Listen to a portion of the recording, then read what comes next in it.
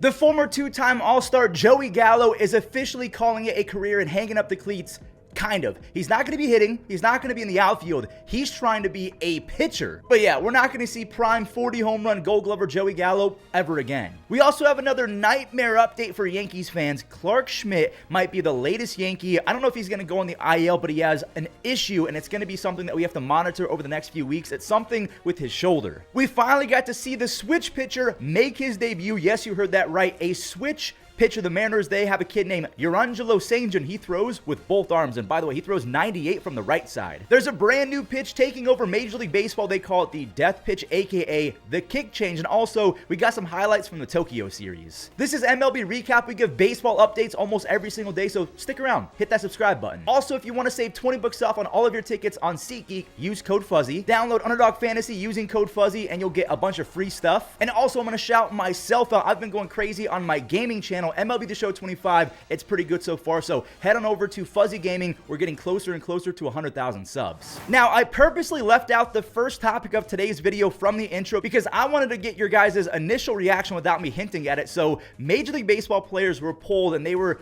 basically told to rank the top players in Major League Baseball. Can you believe that Ohtani's number one? Okay, everyone can believe that, but what about the 2 and 3 best players? Players who play the game, obviously, they think that Bobby Witt Jr. is better than Aaron Judge heading into 2025. Is that because of recency bias of how bad Judge was in the playoffs, that drop and everything like that? Because not a lot of people are really remembering that Judge just had one of the best offensive seasons in the history of our beautiful sport. We have some highlights from the Tokyo Series. Michael Conforto, he went yard, but not just him. There's another lefty. You guys know the name Shohei Ohtani. Yes, he went yard as well, but also Andy Pages did as well. He's trying to beat out James Outman for that final roster spot before the season starts. Blake Snell, he has been pretty bad this spring training, and that trend continued over in Tokyo. I'm going to botch these names. I'm sorry. Teruaki Sato hit a 3-run home run, and the Dodgers were held scoreless in that game, but just a note on Blake Snell, he was really bad to start 2024. He had a 90 ERA and 25 earned runs allowed his first 6 starts. He allowed 11 earned runs his final 14 starts. That's a 1.2 ERA, so he always starts off a little bit slow. One more Dodger update before we get into the switch pitcher. Mookie Betts has apparently lost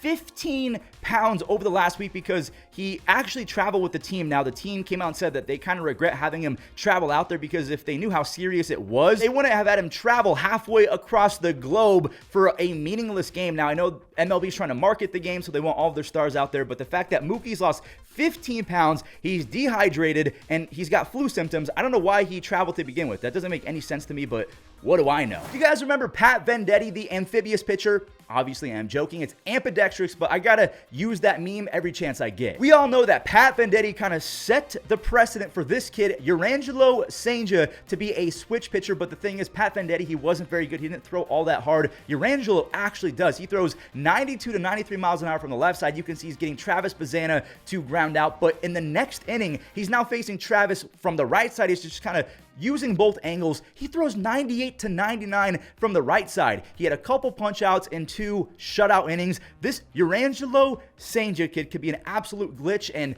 cheat code going forward, because how do you even approach that? If you're trying to set up matchups, you can against this kid. Now, I do want to talk about one more pitcher, and it's crazy to say that Joey Gallo is going to be a pitcher, but before we get into that, I do have a few more health updates, including Clarke Schmidt. He is suffering a shoulder impairment right now. I don't exactly know what to call it because some people are saying that everyone's overreacting, and he threw a bullpen early this morning and looked decent, but he was still kind of rotating that shoulder, almost trying to loosen it out. So if Clarke is the next guy to join Garrett Cole and Luis Gil on the Yankees nightmare rotation IL list, like, that's bad. Hopefully he's going to be okay. Some other guys that I'm praying are going to be okay soon. Royce Lewis, man, it reminds me a lot of Grady Sizemore. All the talent in the world, but cannot stay healthy. Royce Lewis, he suffered a hamstring injury as he was running to first base trying to beat out a ground ball. Jesus Sanchez of the Marlins, he's going to be missing anywhere from 4 to 6 weeks. He kind of tweaked something in his oblique. He's going to be missing probably a month. So what exactly is going on with Joey Gallo? Well, after starting spring training 2 for 20, that's a 100 batting average with 11 strikeouts, so over a 50% strikeout rate, and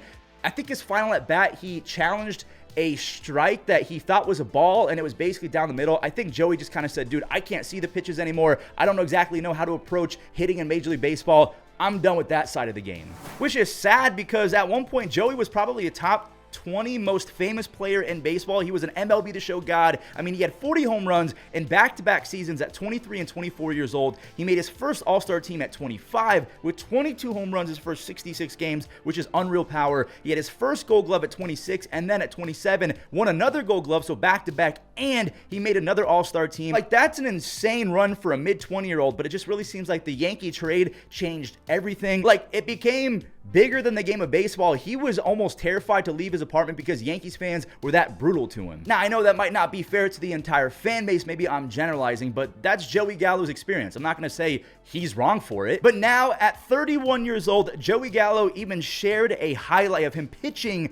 I know he's not going to be at the White Sox because he asked for a release and the White Sox granted it, so maybe he's going to go back to Chicago as a pitcher. I don't know. But his plan in place for the next few weeks and months is to try to become the next Kenley Jansen. You guys remember that Kenley, he was a catcher. Lucas Erceg of the Royals, he was a third baseman and shortstop, and Spencer Schwellenbach, he came up as a shortstop as well. So the precedent has been set. Joey, I mean, we know that he won a couple of those Gold Gloves because of that cannon in the outfield. He's got a rocket. He threw 94 in high school. I honestly can't imagine how hard he throws now. From a former Texas Ranger great to maybe a future Texas Ranger great, Jack Leiter just had one of the worst rookie debuts we've ever seen. Remember, he was the second overall pick a few years ago in 2021, but he got lit up to a tune of like a 9 ERA his first 9 games in Major League Baseball. I think he allowed, 35 runs in 35 innings. Jack was getting lit up anytime he threw the fastball, but a couple things have changed over this offseason. One, he's throwing the fastball harder than ever. He's throwing like 98, 99, and he's trying to master the new pitch that is making waves across the game of baseball. It was first kind of popularized by a company named Tread, and then Hayden Birdsong of the Giants last year kind of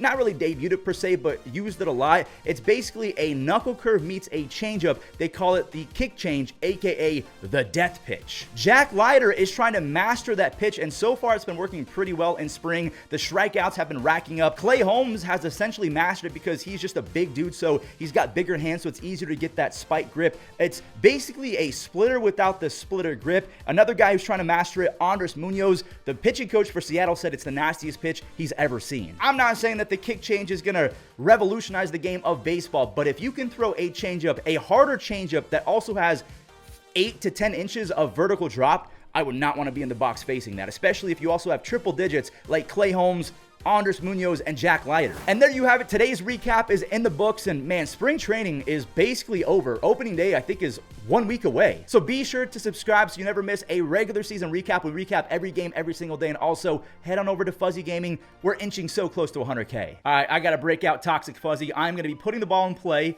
I'm so good. No! What did he just do?